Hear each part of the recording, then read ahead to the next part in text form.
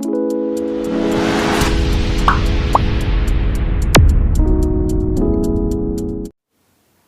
الله الرحمن الرحیم د ذهین افیشل یوټیوب چینل ګرانو خوږو کتونکو په دې هیله چې تاسو به ټول روغ جوړ خوشحاله یاستئ.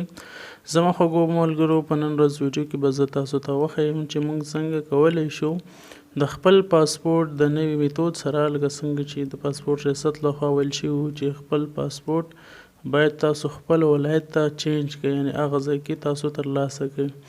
نو نن ورځ ویډیو کې به زه تاسو ته دا طریقه در وښیم چې څنګه زموږ خپل پاسپورت خپل ولایت ته چینج کولی شو تر څو زموږ نوبت په اسانۍ سره راشي او زر زموږ خپل پاسپورت جوړ کړو ترلاسه یې کړو. نو خوږو ملګرو انشاءالله نن دوشنبه ورځ وه او سبا سه شنبه چهارشنبه په ورځ به انشاءالله پاسپورټونه شروع شي. د پاسپورټونو ریاست لخوا ویل شوي وو، تاسو به خبر شوي یاستئ چې تاسو خپل پاسپورت خپل ولایت ته چینج کړئ. په دې خاطر باندې چې کله تاسو نوبت به هم زر راشي او هم په اسانۍ سره تاسو پاسپورت جوړ شي، نو هلته په هغه صورت کې تاسو خپل پاسپورت چینج کولی شئ خپل ولایت ته.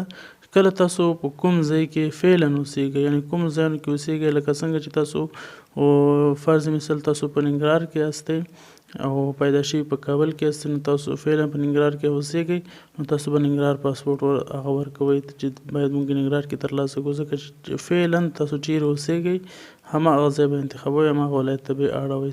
که چېرته تاسو په خارج کې اوسیږئ یا په داسې ځای کې یا په مرکز کې اوسیږئ، نو تاسو به خپل مرکز به انتخابوئ، لکه کابل به انتخابوئ، صحیح ده، تاسو بیا کابل انتخابوئ. کله چې یا بهر اوسیږئ او یا هم په کابل کې اوسیږئ، دغه اوسیدونکو دپاره بیا به تاسو کابل انتخاب کوئ، صحیح ده، تر څو تاسو نوبت په اسانۍ سره راورسیږي. کله چې تاسو په ننګرهار کې اوسیږئ او تاسو کابل انتخاب کړی وي، نو تاسو پاسپورت به نوبت به نه راځي، نو دې دپاره به تاسو ډېر دقیق اوسیږئ او صحیح طریقه باندې به خپل پاسپورت خپل ولایت ته واړوئ. زه به تاسو ته یو تیار ډک شوی فورم در وښیم او هغې کې به تاسو ته طریقه در وښیم چې تاسو خپله څنګه په خپل پاسپورت څنګه واړوئ.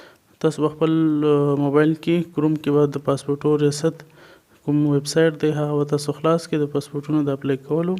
دا چې تاسو خلاص کړو خپل فورم به تاسو ورسوئ، ډک به یې کړئ. زه به دلته تیار یو فورم دی هغه به سرچ کړم، جستجو به کړم تر څو هغه معلومات لنډ ډول زه راواړوم. تیار ډک شوی فورم دی او هغه به زه خپل ولایت ته چینج کوم. تاسو به هم طریقه یاده کړئ، ویډیو مه سکپ کوئ. بله خبره دا ده چې تاسو به په دې سایټ کې یو د سهار د خوا نه چې ډېر ښه کار کوي، سایټ مصروف نه وي، یو ماخوستن کې ناوخته ورځې بیا ډېر په اسانۍ سره زر نه خلاصیږي، نو ځکه په دې خاطر زه ویډیو هم سکپ کوم. زه به تیار فورم دی هغه به خلاص کړم، ویډیو به سکپ کړم تر څو تاسو وخت ضایع نه شي.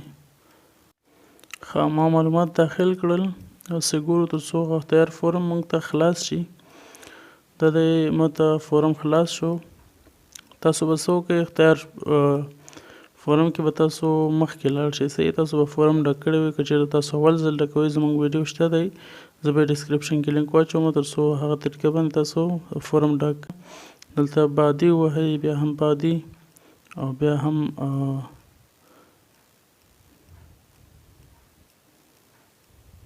ښه.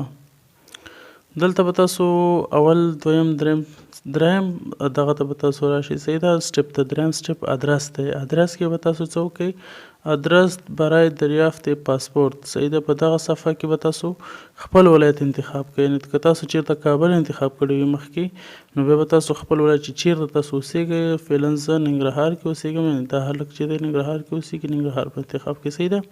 نمبر کوڅه او نمبر خانه چې دی دا به تاسو فقط یو څه ورکوئ، فرق نه لري، مشکل نشته دی. او تماس شمیره چې دی دا به هم تاسو صحیح ولیکئ او خپل ادرس به هم مکمل پکې ولیکئ، سمه ده. تاسو به مکمل ادرس دلته ولیکئ او تاسو بیا به څه وکړئ، تاسو بیا فقط ثبت ووهئ، صحیح ده، چې تاسو به ثبت ووهئ، نور به تاسو کار پکې نه لرئ.